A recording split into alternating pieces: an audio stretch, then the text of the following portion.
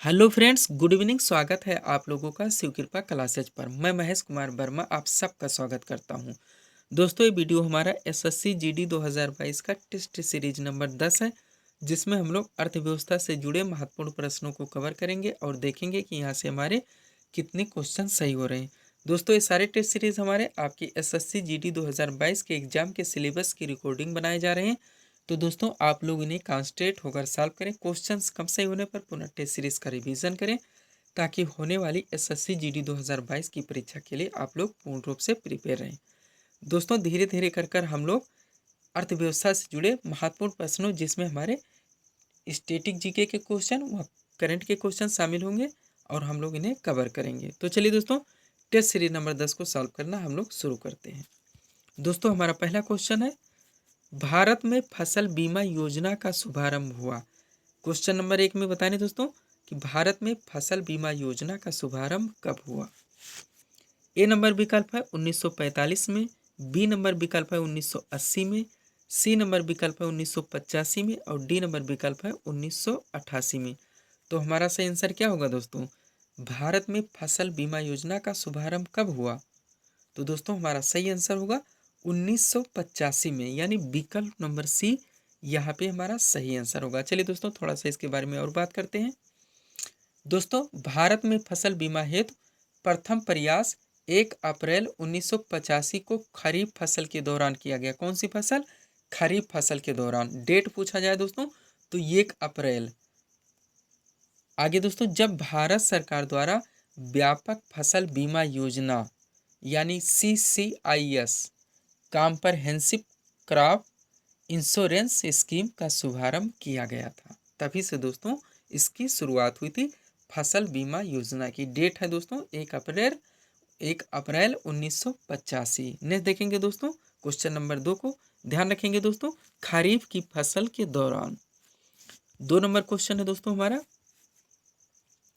Operation flood का संबंध निम्नांकित में से है। ऑपरेशन फ्लड का संबंध बताना है दोस्तों यहाँ पर हम लोगों को।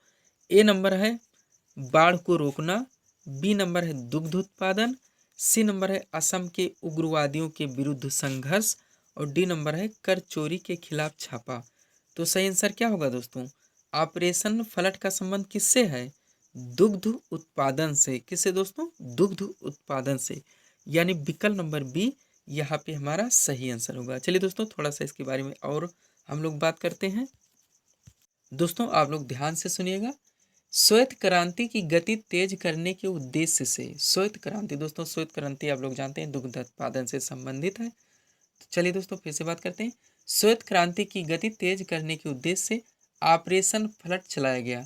इसका संबंध दुग्ध उत्पादन से है, जो कि हमारा आंसर है। इसकी शुरुआत वर्ष 1970 में राष्ट्रीय डेयरी विकास बोर्ड ने की थी, जिसके सूत्रधार कौन है दोस्तों? डॉक्टर वर्गीज कुरियन। कभी कभी पूछ लिया जाता है दोस्तों स्टैटिक जीके के रूप में कि डॉक्टर वर्गीज कुरियन का संबंध है तो किससे? ऑपरेशन फ्लड से। और ऑपरेशन फ्लड का संबंध किससे है? दुग्ध उत्पादन से। ऑपरेशन फ्लड के कारण ही भारत का विश्व दुग्ध उत्पादन में आज भी दोस्तों प्रथम स्थान है। नेक्स्ट देखेंगे क्वेश्चन नंबर 3 को। किसान क्रेडिट कार्ड योजना का प्रारंभ कब किया गया, ये हमें बताना है दोस्तों। क्वेश्चन नंबर 3 में स्टैटिक जीके का क्वेश्चन है दोस्तों, वेरी वेरी इंपॉर्टेंट क्वेश्चन है। ए नंबर है 2004 से 2005 में, बी नंबर है 2000 से 2001 में, सी नंबर है 1998 से 1999 में, और डी नंबर विकल्प है 1995 से 1996 में। हमें बताना है दोस्तों किसान क्रेडिट कार्ड योजना का प्रारंभ कब किया गया। तो हमारा सही आंसर होगा दोस्तों 1998 से 1999 में। कब किया गया था? 1998 से 1999 में। चलिए दोस्तों, थोड़ा सा इसके बारे में और बात करते हैं। दोस्तों, किसान क्रेडिट कार्ड योजना का प्रारंभ 1998 से 99 में किया गया, जो कि हमारा आंसर है। इस योजना का उद्देश्य बैंकिंग व्यवस्था से किसानों को समुचित और यथा समय सरल एवं आसान तरीके से आर्थिक सहायता दिलाना है। किसान क्रेडिट कार्ड आप लोग जानते हैं, बैंक से दोस्तों आसानी से कर्ज मिलता है हमें, ताकि खेती एवं जरूरी उपकरणों की खरीद के लिए उनसे दोस्तों वित्तीय सहायता या आवश्यकताओं की पूर्ति हो सके। किसान क्रेडिट कार्ड का यही उद्देश्य है दोस्तों, आप लोग जानते ही हैं। चलिए क्वेश्चन नंबर 4 पर चलते हैं हम लोग। मेक इन इंडिया बार बार सुने होंगे दोस्तों, न्यूज़पेपर में भी बार बार आता है, न्यूज़ चैनल में भी दोस्तों आप लोग सुने होंगे। मेक इन इंडिया का कार्यक्रम का आरंभ बताना है यहाँ पे दोस्तों। ये नंबर है नवंबर 2012 में, बी नंबर है सितंबर 2014 में, सी नंबर विकल्प है जनवरी 2014 में और डी नंबर विकल्प है सितंबर 2016 में। हमें बताना है दोस्तों मेक इन इंडिया कार्यक्रम आरंभ किया गया, कब किया गया ये बताना है। तो हमारा सही आंसर होगा दोस्तों सितंबर 2014 में, यानी मेक इन इंडिया कार्यक्रम सितंबर 2014 में लागू किया गया था। चलिए थोड़ा सा और इसके बारे में बात करते हैं दोस्तों। प्रधानमंत्री नरेंद्र मोदी द्वारा, आप लोग जानते होंगे कि प्रधानमंत्री नरेंद्र मोदी के कार्यकाल में मेक इन इंडिया आया हुआ है। कार्यक्रम सितंबर 2014 में आरंभ किया गया, जो कि हमारा आंसर है। इस कार्यक्रम का उद्देश्य भारत को एक प्रमुख निवेश गंतव्य तथा विनिर्माण, डिजाइन तथा नवाचार के वैश्विक केंद्र के रूप में प्रचारित करना है। एक बार फिर से मेक इन इंडिया दोस्तों आप लोग जानते हैं, सुने होंगे, ये किसका काम है? इस कार्यक्रम का उद्देश्य है भारत को एक प्रमुख निवेश यानी इन्वेस्टर गंतव्य तथा विनिर्माण, औद्योगिकरण दोस्तों, डिजाइन तथा नवाचार की वैश्विक केंद्र के रूप में प्रचारित करना है, आगे बढ़ाना है। नेक्स्ट देखेंगे दोस्तों 5 नंबर क्वेश्चन। वर्तमान में नीति आयोग के सीईओ कौन है ये बताना है। सीईओ का मतलब होता है दोस्तों चीफ एग्जीक्यूटिव ऑफिसर, यानी मुख्य कार्यकारी अधिकारी नीति आयोग के। ए नंबर है अमिताभ कांत, बी नंबर है एस मुंद्रा, सी नंबर है साइरस मिस्त्री और डी नंबर है सौम्यकांत घोष। तो हमारा सही आंसर क्या होगा दोस्तों? इस समय नीति आयोग के सीईओ कौन हैं? तो हमारा सही आंसर होगा दोस्तों अमिताभ कांत, यानी विकल्प नंबर ये। वर्तमान में नीति आयोग के सीईओ हैं अमिताभ कांत। चलिए दोस्तों थोड़ा सा इस बारे में और बात करेंगे। वर्तमान में नीति आयोग के उपाध्यक्ष सुमन बेरी तथा मुख्य कार्यकारी अधिकारी, जो हम लोगों ने देखा दोस्तों, अमिताभ कांत हैं। यानी दोस्तों वर्तमान में जो नीति आयोग के उपाध्यक्ष कौन है? वो सुमन बेरी हैं और मुख्य कार्यकारी अधिकारी कौन है? सीईओ हैं।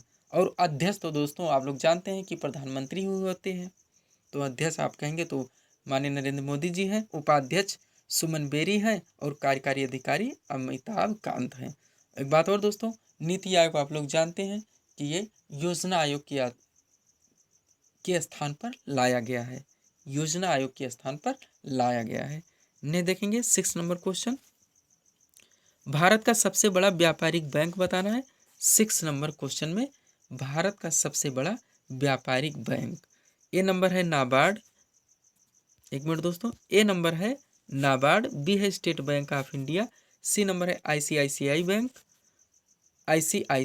बैंक और डी नंबर है दोस्तों यूनियन बैंक ऑफ इंडिया। तो इनमें से दोस्तों भारत का सबसे बड़ा व्यापारिक बैंक कौन सा है? तो हमारा सही आंसर होगा दोस्तों स्टेट बैंक ऑफ इंडिया, यानी विकल्प number B. State Bank of India दोस्तों भारत का सबसे बड़ा व्यापारिक बैंक है। थोड़ा सा इसके बारे में बात करेंगे दोस्तों। भारत के बैंकों में स्टेट बैंक ऑफ इंडिया यानी एसबीआई सबसे बड़ा व्यापारिक बैंक है। 1 अप्रैल 2017 से प्रभावी 5 सहयोगी बैंक और भारतीय महिला बैंक के विलय के पश्चात इसकी वर्तमान में 22,000 से अधिक शाखाएं तथा दोस्तों लगभग 60,000 एटीएम हैं।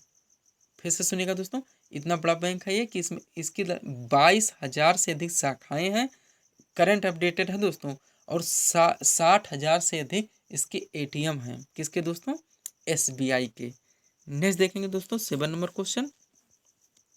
वैश्वीकरण का अर्थ बताना है दोस्तों। 7 नंबर क्वेश्चन में वैश्वीकरण का अर्थ, ए नंबर है अर्थव्यवस्था का एकीकरण, बी नंबर विकल्प है वित्तीय बाजार का एकीकरण, सी नंबर विकल्प है घरेलू अर्थव्यवस्था का वैश्विक अर्थव्यवस्था के साथ एकीकरण और डी नंबर विकल्प है अर्थव्यवस्था के विभिन्न खंडों का एकीकरण। तो हमारा सही आंसर क्या होगा दोस्तों? वैश्वीकरण का अर्थ क्या है? तो हमारा सही आंसर होगा दोस्तों घरेलू अर्थव्यवस्था का वैश्विक अर्थव्यवस्था के साथ एकीकरण। इसी को दोस्तों वैश्वीकरण कहा जाता है, यानी विकल्प नंबर सी यहाँ पे हमारा सही आंसर होगा। दोस्तों थोड़ा सा इस बारे में हम लोग बात करेंगे डीपली, ताकि कहीं से क्वेश्चन आए वैश्वीकरण के बारे में तो हमारे आंसर गलत ना हो। ध्यान से सुनिएगा दोस्तों। वैश्वीकरण का तात्पर्य होता है घरेलू अर्थव्यवस्था का वैश्विक अर्थव्यवस्था के साथ एकीकरण, जो कि हमारा आंसर हुआ है। शब्द दोस्तों वैश्वीकरण का उपयोग अर्थशास्त्रियों के द्वारा वर्ष 1980 से किया जाता रहा है। हालांकि वर्ष 1960 के दशक में इसका उपयोग सामाजिक विज्ञान में किया जाता था। नेक्स्ट देखेंगे दोस्तों क्वेश्चन नंबर 8 को। भारत की प्रमुख वाणिज्यिक फसलें बताना है दोस्तों। 8 नंबर क्वेश्चन में भारत की प्रमुख वाणिज्यिक फसलें हैं। ए है दोस्तों चावल गेहूं मूंग, बी है कपास जूट और गन्ना, सी नंबर है दोस्तों तंबाकू दाल गेहूं और डी नंबर दोस्तों आलू चाय और चावल। हमें दोस्तों वाणिज्यिक फसल कौन है ये बताना है। आप दोस्तों थोड़ा सा कॉमन सेंस लगाएं तो इसके आंसर दे सकते हैं। ए नंबर में दोस्तों चावल दिया गया है। चावल खाद्यान्न फसल है, वाणिज्यिक फसल थोड़ी है। एक कट गया तो पूरा विकल्प गया, ये हो नहीं सकता। सी देखेंगे दोस्तों पहले तंबाकू दाल गेहूं है। गेहूं आप लोग जानते हैं खाद्यान्न फसलों के रूप में हम लोग उत्पादन करते हैं, तो डी भी सी भी हमारा गया। डी दोस्तों आलू चाय चावल है, तो चावल पहले ही कट चुका है ए नंबर विकल्प में, तो यहाँ भी कट जाएगा। आलू भी कट जाएगा, बिल्कुल दोस्तों डी भी कट गया, बचा क्या बी, तो बी यहाँ पे हमारा सही आंसर होगा। कपास जूट और गन्ना दोस्तों ये खाद्यान्न फसलों के रूप में नहीं, हम लोग इन्हें वाणिज्यिक फसलों के रूप में दोस्तों पैदा करते हैं या उगाते हैं। चलिए दोस्तों थोड़ा सा इस बारे में और बात करेंगे।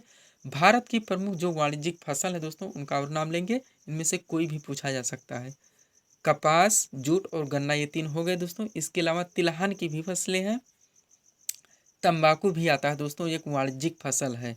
जबकि प्रमुख दोस्तों जो रोपण फसलें हैं जैसे चाय हो गया, काफ़ी हो गया, नारियल हो गया, रबड़ हो गया, ये भी दोस्तों वाणिज्यिक फसलें ही हैं। नेक्स्ट देखेंगे 9 नंबर क्वेश्चन। क्वेश्चन है दोस्तों निम्नलिखित में से कौन सा सुमेलित नहीं है। कौन सा सुमेलित नहीं, यहाँ दोस्तों ये मिस प्रिंट है, इसकी कोई ज़रूरत नहीं है। निम्नलिखित में से कौन सा सुमेलित नहीं है दोस्तों। पंचवर्षीय योजनाओं के नाम दिए गए हैं और उनसे संबंधित दोस्तों जो समय में लागू की गई वो समय दिए गए हैं। हमें बताना दोस्तों इनमें से कौन सा सुमेलित नहीं है, नहीं बताने दोस्तों, ये आप ध्यान दीजिएगा। ए नंबर है 5वीं पंचवर्षीय योजना 1961 से 1966। बी नंबर है 8वीं पंचवर्षीय योजना 1992 से 1997। सी नंबर है 11वीं पंचवर्षीय योजना 2007 से 2012 और डी नंबर विकल्प है दोस्तों पहली पंचवर्षीय योजना 1951 से 1956। ये 4 दोस्तों विकल्प है, हमें बताना है इनमें से कौन सा गलत है। तो चलिए दोस्तों थोड़ा सा इस बारे में हम लोग डीपली बात करते हैं ताकि पंचवर्षीय योजना से पूछे जाने वाले क्वेश्चन हमारे गलत ना हो, क्योंकि दोस्तों आप लोग जानते हैं पंचवर्षीय योजना से संबंधित क्वेश्चंस हर वनडे परीक्षाओं में पूछे ही जाते हैं। चलिए दोस्तों ध्यान से सुनिएगा आप लोग। दोस्तों प्रथम पंचवर्षीय योजना का कार्यकाल था 1951 से 1956, जो कि हमारा विकल्प नंबर डी में है, ये बिल्कुल सही है। तो ये हमारा आंसर नहीं होगा दोस्तों, क्योंकि हमें गलत बताना है। थोड़ा सा ध्यान से सुनिएगा दोस्तों। इसमें किस पर बल दिया गया, तो कृषि के विकास पर बल दिया गया। किस पर बल दिया गया, कृषि के विकास पर बल दिया गया। अब चलते हैं दोस्तों द्वितीय पंचवर्षीय योजना पर। द्वितीय पंचवर्षीय योजना दोस्तों जैसे ये खत्म हुई, पहली खत्म हुई, द्वितीय लागू हो गई 56 से, तो 1956 से लेकर 1961 तक चली दोस्तों द्वितीय पंचवर्षीय योजना। ध्यान से सुनिएगा दोस्तों, अभी हम लोग क्रम से बात करेंगे तो अपने आप दोस्तों आंसर निकल आएंगे। तो 1956 से 1961 हमारा द्वितीय हो गया। यहाँ से ध्यान दीजिएगा, 2 क्वेश्चन पूछा था दोस्तों, एक कार्यकाल हो गया 1956 से 1961। ये क्वेश्चन बनेगा दोस्तों, इसका उद्देश्य था तीव्र औद्योगिकरण, यानी प्रथम में कृषि का विकास और द्वितीय पंचवर्षीय योजना में औद्योगिकरण। और दोस्तों ये योजना महालनोबिस मॉडल पर आधारित थी, बार बार पूछा आता है। महालनोबिल कह सकते हैं दोस्तों, महालनोबिल मॉडल पर आधारित पंचवर्षीय योजना कौन सी थी, तो द्वितीय थी, जिसका उद्देश्य था तीव्र औद्योगिकरण। इसका समय है 1956 से 1961। 2 हो गया दोस्तों। अब हम लोग तृतीय पंचवर्षीय योजना के बारे में बात करेंगे। दोस्तों तृतीय पंचवर्षीय योजना यह एक असफल योजना थी दोस्तों। क्या थी, असफल योजना थी, जिसका समय था दोस्तों 1961 से लेकर 1966। अब आप जानेंगे होंगे दोस्तों 51 से 56, 56 से 61 और 61 से 66। चलते हैं दोस्तों, इसके बाद इसमें दोस्तों वार्षिक योजनाएं जो चलाई गई 1966 से लेकर 1969 तक दोस्तों। आप लोग जानते हैं इस समय युद्ध चल रहा था, तो 66 से 67, 67 से 68 और 68 से 69 दोस्तों ये वार्षिक योजनाएं चलाई गई। और जो दोस्तों चौथी हमारी पंचवर्षीय योजना पर चलेंगे हम लोग। अब 69 तक हमारा हो गया, तो चौथी पर बात करते हैं दोस्तों। तो चौथी पंचवर्षीय योजना का समय था 1969 से लेकर 1974। 1969 से लेकर 1974। तो 74 के बाद दोस्तों हमारी पांचवी पंचवर्षीय योजना चालू होगी। तो 1974 से लेकर और 1978 तक केवल चली थी दोस्तों, 4 वर्ष तक चली थी हमारी दोस्तों कौन सी पंचवर्षीय योजना, पांचवी पंचवर्षीय योजना, 1974 से लेकर 1978। अब यहाँ पर क्या दिया गया दोस्तों, 1961 से 1966 दिया गया है पांचवी पंचवर्षीय योजना, यानी हमारा गलत हो गया दोस्तों। यहीं पर पहले ही पांचवी पंचवर्षीय योजना का कार्यकाल है 1974 से लेकर 1978। तो दोस्तों यहाँ पे 61 से 66 दिया गया, यानी विकल्प नंबर ये हमारा गलत है और यही हमारा आंसर होगा, क्योंकि हमें गलत ही बताने थे। चलिए थोड़ा सा और बात करेंगे दोस्तों। हमारा 74 78 तक हो गया। 78 के बाद छठी पंचवर्षीय योजना लागू हो जाएगी। तो दोस्तों छठी पंचवर्षीय योजना 78 से, ध्यान से सुनिएगा दोस्तों, 1978 से लेकर 1980 तक जो दोस्तों योजना था, ये गांधीवादी मॉडल पर आधारित एक रोलिंग प्लान था, यानी 80 तक दोस्तों इसी तरह चला। उसके बाद छठी पंचवर्षीय योजना लागू हुई 1980 से 1985। फिर सातवीं आएगा दोस्तों 1985 से 1990, सातवीं हो गया। सातवीं के बाद आठवीं चलेंगे दोस्तों, तो 1992 से लेकर 1997। 1992 से लेकर 1997 हमारी कौन सी है दोस्तों, आठवीं। तो आठवीं बिल्कुल सही है, 1992 से 1998। उसके बाद दोस्तों हम लोग बात करेंगे नौवीं। तो नौवीं है दोस्तों 1997 से लेकर 2002। 2002 नौवीं कौन, 1997 से लेकर 2002। फिर दोस्तों 10वीं आ गई, तो 2002 से लेकर 2007 कौन, 10वीं। उसके बाद दोस्तों 11वीं आ गई 2007 से लेकर 2012, यानी सी नंबर विकल्प, ये भी हमारा सही हो गया। और फिर दोस्तों 2007 से 2012, और उसके बाद दोस्तों आप लोग जानते हैं फिर 12वीं। 12वीं के बाद दोस्तों 11वीं के बाद फिर दोस्तों 12वीं हो नहीं पाई 2015 में दोस्तों, 2014 में लागू हो गया दोस्तों नीति आयोग।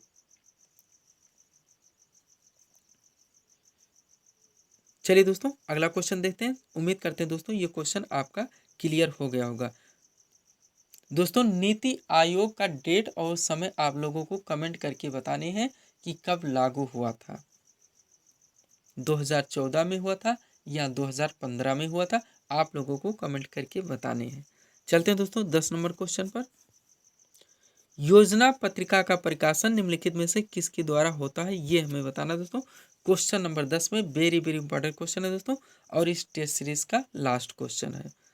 ये नंबर विकल्प है दोस्तों योजना आयोग, बी नंबर विकल्प है राष्ट्रीय विकास परिषद, सी नंबर विकल्प है हमारा दोस्तों विज्ञान और दृश्य प्रचार निदेशालय, और डी नंबर विकल्प है सूचना प्रसारण मंत्रालय। यानी ये नंबर योजना आयोग, बी नंबर राष्ट्रीय विकास परिषद, सी नंबर विज्ञान और दृश्य प्रचार निदेशालय, डी नंबर विकल्प है सूचना एवं प्रसारण मंत्रालय। हमें बताना दोस्तों योजना पत्रिका का प्रकाशन किसके द्वारा किया जाता है। तो हमारा सही आंसर होगा दोस्तों यहाँ पे सूचना एवं प्रसारण मंत्रालय द्वारा। दोस्तों योजना पत्रिका आप लोग जानते हैं, सिविल सर्विस के स्टूडेंट इसे ज़्यादा पढ़ते हैं योजना और कुरुक्षेत्र को। तो दोस्तों योजना जो पत्रिका है ये सूचना एवं प्रसारण मंत्रालय भारत सरकार के द्वारा दोस्तों प्रकाशित की जाती है। थोड़ा सा इस बारे में और बात करेंगे दोस्तों ताकि क्वेश्चन पूरी तरह से क्लियर हो जाए। दोस्तों योजना अंग्रेजी एवं भारत के कई अन्य क्षेत्रीय भाषाओं में प्रकाशित होने वाली मासिक पत्रिका है। दोस्तों आप लोग जानते हैं मासिक पत्रिका अंग्रेजी एवं दोस्तों भारत के कई अन्य क्षेत्रीय भाषाओं में भी ये प्रकाशित होती है। इस पत्रिका का प्रकाशन किसके द्वारा, सूचना एवं प्रसारण मंत्रालय के द्वारा किया जाता है। तो ये थे दोस्तों हमारे 10 महत्वपूर्ण प्रश्न जिसको हम लोगों ने यहाँ सॉल्व किए हैं। उम्मीद है दोस्तों आप सभी लोगों ने सॉल्व किया होगा और देखे होंगे कि यहाँ से हमारे कितने क्वेश्चन सही हो रहे हैं। तो दोस्तों इसी तरह के वीडियोस के लिए आप हमारे चैनल शिव कृपा क्लासेस से जुड़ें व चैनल को सब्सक्राइब करें ताकि हमारे द्वारा दिए जाने वाले सभी वीडियोस आप क्रम से सबसे पहले देख सकें। तो मिलते हैं दोस्तों हम अपने अगले वीडियोस के साथ। Thanks for watching.